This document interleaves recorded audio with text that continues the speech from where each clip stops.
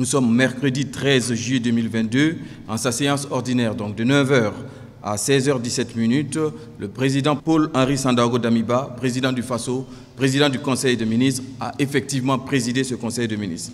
Il a délibéré sur les dossiers inscrits à son ordre du jour, entendu des communications orales, procédé à des nominations et autorisé des missions à l'étranger.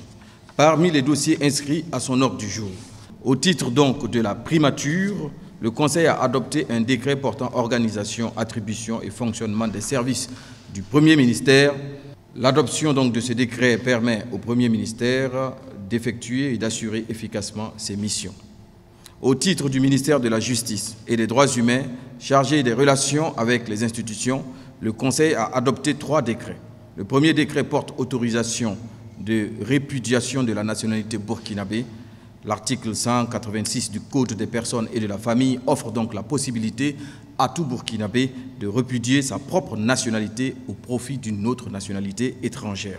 L'adoption de ce décret va donc permettre à 27 Burkinabés, 27 personnes, de renoncer à la nationalité burkinabé au profit d'autres nationalités. Le deuxième décret porte rectification du décret du 12 juillet 2021 portant naturalisation. L'adoption de ce décret permet de corriger les erreurs contenues dans le dit décret concernant 3 personnes afin que ces bénéficiaires de la nationalité burkinabé et leurs ayants droit puissent jouir du statut de burkinabé.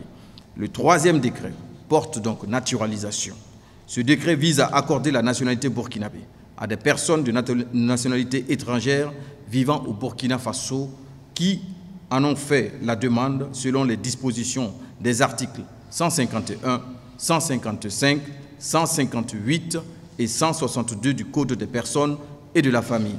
L'adoption de ce décret permet à 146 personnes, ainsi qu'à leurs enfants mineurs, d'être naturalisés et de jouir du statut de burkinabé.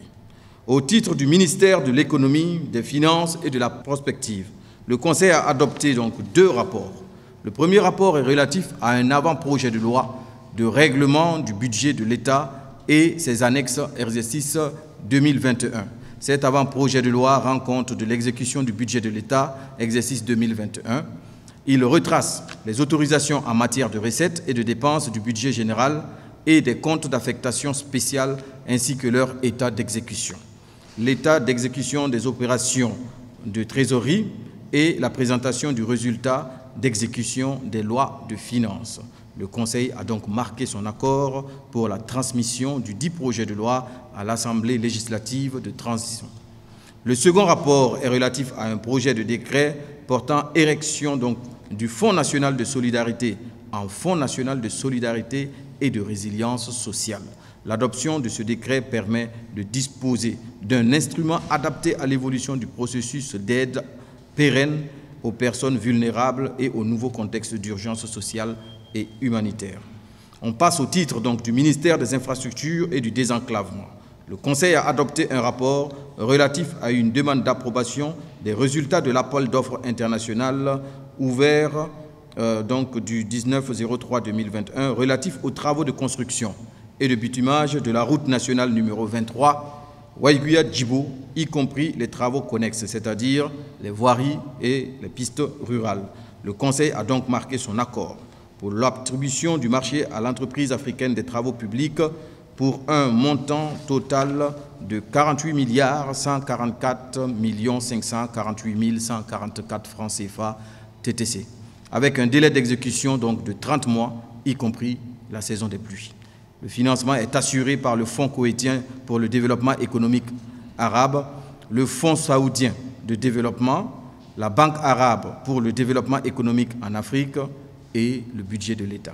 Au titre du ministère de l'Éducation nationale, de l'alphabétisation et de la promotion des langues nationales, le Conseil a également adopté un rapport qui est relatif donc à la problématique de paiement de la subvention des frais de scolarité des élèves affectés par l'État dans les établissements privés d'enseignement post-primaire et secondaire. Pour remédier donc au déficit des capacités d'accueil des établissements publics d'enseignement, le ministère de l'Éducation nationale, de l'alphabétisation et de la promotion des langues nationales a signé des conventions d'affectation d'élèves avec des établissements privés désignés sous le terme d'établissements privés conventionnés. Cependant, la prise en charge de ces frais de scolarité se pose avec acuité, entraîne des arriérés importants, mais parfois certains établissements privés dans des difficultés que vous imaginez. Pour un besoin donc d'assainir cette dette et de pouvoir justement engager la réflexion sur un meilleur contrôle des affectations des élèves dans ces établissements, le Conseil a instruit donc le ministre en charge de l'Éducation et celui des Finances de prendre toutes les dispositions nécessaires en vue de l'appurement des arriérés, des frais de scolarité et des subventions dues aux établissements conventionnés aux structures faîtières. Au ministère de la Communication, de la Culture, des Arts et du Tourisme, le Conseil a adopté un décret portant organisation du ministère de la Communication, de la Culture, des Arts et du Tourisme. L'adoption de ce décret permet au ministère de la Communication, de la Culture, des Arts et du Tourisme d'assurer efficacement ses missions conformément aux dispositions du décret du 31 mars 2022 portant attribution des membres du gouvernement et du décret du 20 avril 2022 portant organisation type des départements ministériels. Au titre du ministère donc, de l'Urbanisme et des Affaires foncières et de l'Habitat, le Conseil a adopté également là un décret portant organisation du ministère de l'Urbanisme, des Affaires foncières et de l'État. L'adoption de ce décret va permettre à ce ministère d'assurer donc efficacement ses missions, conformément au décret donc du 31 mars 2022 et au décret du 20 avril 2022 portant respectivement attribution des membres du gouvernement et organisation type des départements ministériels. Au titre des communications orales, le ministre donc de la Justice a été instruit pour l'activation donc auprès de l'Assemblée législative de transition, la mise en place donc de la Haute Cour de justice.